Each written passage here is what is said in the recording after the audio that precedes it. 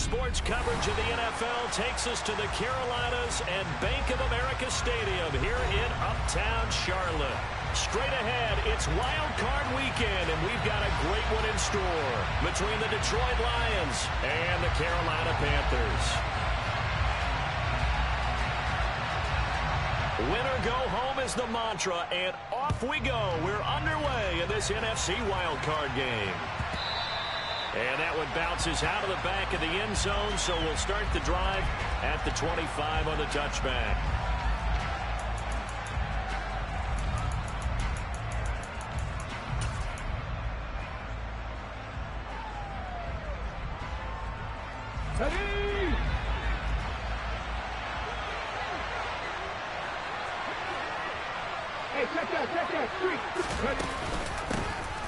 They'll start this drive out on the ground. And right away, they're going to stack him up right at the line of scrimmage. Calling no gain on the game's first play. And it's second down now. And as a defensive end, getting off the ball quickly, swarming to the football, making a tackle. That's what we saw right there. Yeah, that's what their job is. And really, a lot of the time, they have to throttle back a little bit in the run game because you know those defensive ends, they're like in a sprinter stance. They're just headed straight for the quarterback. That was good recognition on that play to hold them to no gain. And he'll take this to the other side of midfield before going out of bounds. That one 28 yards on the ground. They had a chance to limit his yardage, but he was able to fight off that tackle. So it's not just the responsibility of the guys who missed the tackles along the way. It's all 11 on defense, able to stop this guy, unable to do it on that play. They've got to find a way. How about his ability to break through and gain that yardage? And he is met in his tracks behind the line of scrimmage. So the first down run lost a couple. Now they come up 2nd and 12. Flushed out right. And he's left with no option here but to throw it away. Well, sometimes the defense just beats you. Great coverage from the secondary. All of them in the proper position. So instead of trying to throw into tight coverage, he found a way to throw it away and come back and try again the next down. On third down, he'll drop to throw. He finds his man complete. It's Gibbs. And he can only get this to the 42-yard line. And that is not near enough. That one good for only 6, and it leaves him with a 4th down. And they're getting him involved early. You feel like they saw something on tape, or they just have a sense with him because he's had a good week of practice or something in that area. But they want him involved, just as you said. They want him to touch it either in the running game or the passing game, but they must like the matchups they're getting. Not a touchdown, obviously, but playoffs, you're on the road. At least you put something on the board. I would agree with that totally. You're not exactly sending a message to the opposition, but you are letting them know that you came to play. And from back there, a wise move. He'll just sit on this one, and it'll come out to the 25.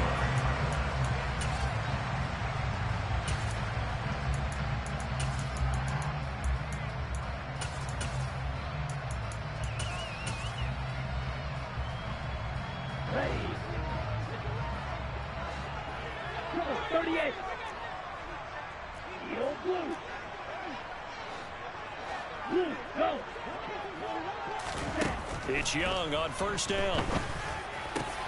They're trying to find Chark, but it's intercepted.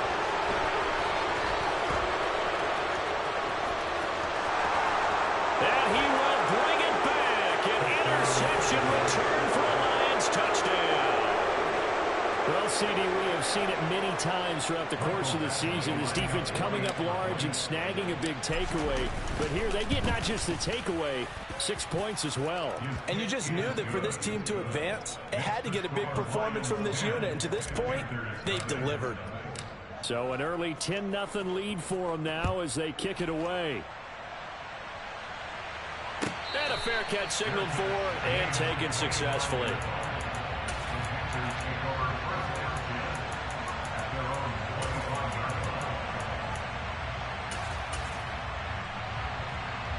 The Panthers out there and ready to begin their next drive. They've been a come-from-behind team all year. They'll need to do it again as they trail early in this wild card game. And the big boys up front, they're going to stop him right at the line.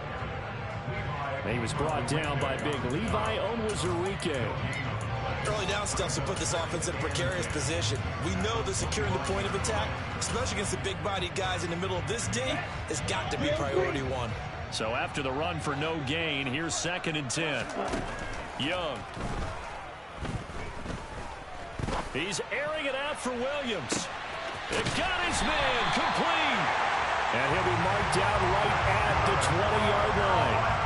We saw this plenty last year in college. He loved to take his shots downfield, and that throw, that was a thing to behold there. I'm really not sure what was more impressive about that throw. Was it the distance travel or the accuracy involved? Because I'm going to tell you straight up, when you're trying to hit a guy in stride that far downfield, there's nothing easy about it, but he sure made it look easy there. And that wound up traveling at even 58 yards in the air, according to Next Gen Stats. I like what they tried to do there. They didn't get a completed pass downfield, but they came up with a momentum play.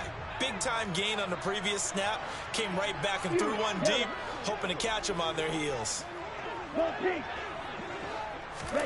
Throwing again on 2nd and 10. Young. Touchdown! Preston Williams, a 20-yard touchdown. And the Panthers have got it back to within a score. Extra point right down the middle. And that'll cut it to 3 at 10-7. The Carolina kick team is out there ready to go, and they kick this one away. And that one will bounce out of the back of the end zone, so we will start here at the 25. The Lions offense ready to kick off their next drive. Last time out, you remember their drive stalled, but thanks to their kicker, booted a long field goal to at least get them 3. Now here they'll try to do better and find the end zone. And in our experience, how much fun is it for coaches to know that they've got a kicker who can nail it from long distance? Now, the hard part is, as an offensive play caller, you don't want that in your head too much where you're relying on it, and he goes out and gets the job done for them. But I'm quite sure he would be content to just kick extra points from here on out. Yeah, absolutely no question. I think his teammates would be okay with him just kicking the extra points as well.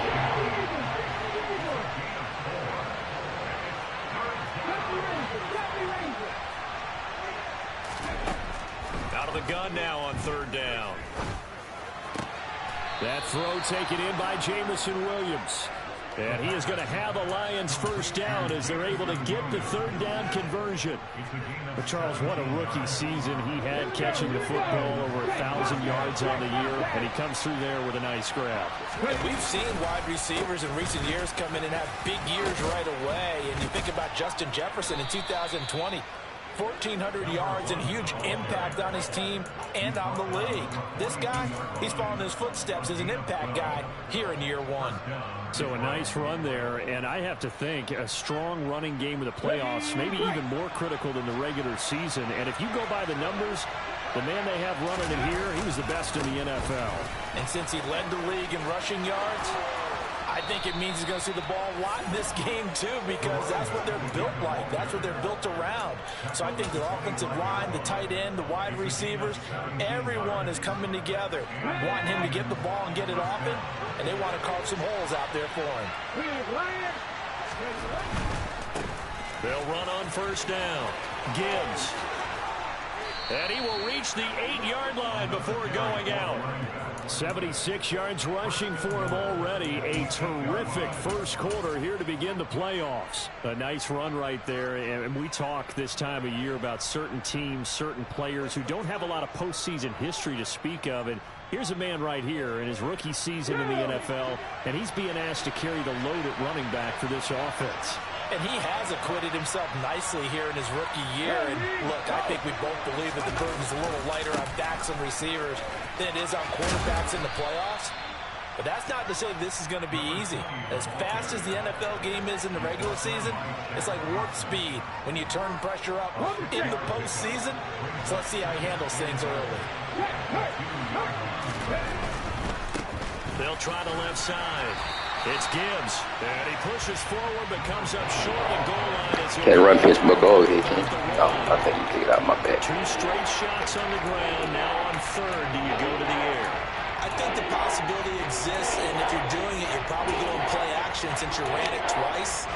But I often think that second down is the time you go play action and throw the ball. I say commit to the run and think about it being 4-down territory. On third down, Gibbs. What a stand so far defensively, and now that's going to bring up a 4th and goal.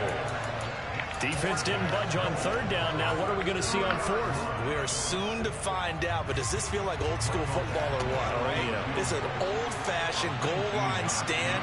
I know what I would call on offense. I would go for it. I want some type of a play where my quarterback has a chance to run it or throw it. I don't just want one static play.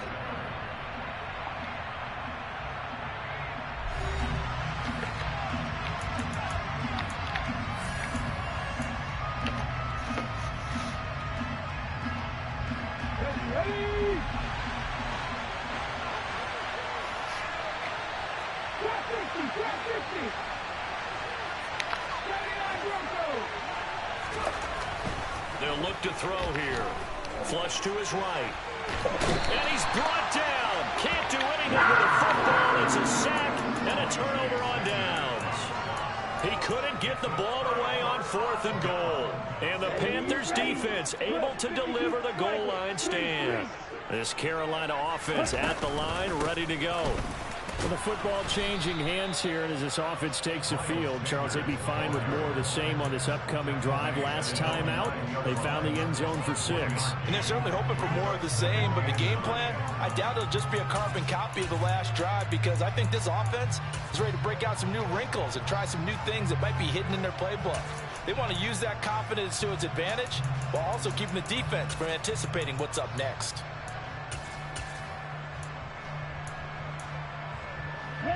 Here's 2nd and 9, just a yard on that last run.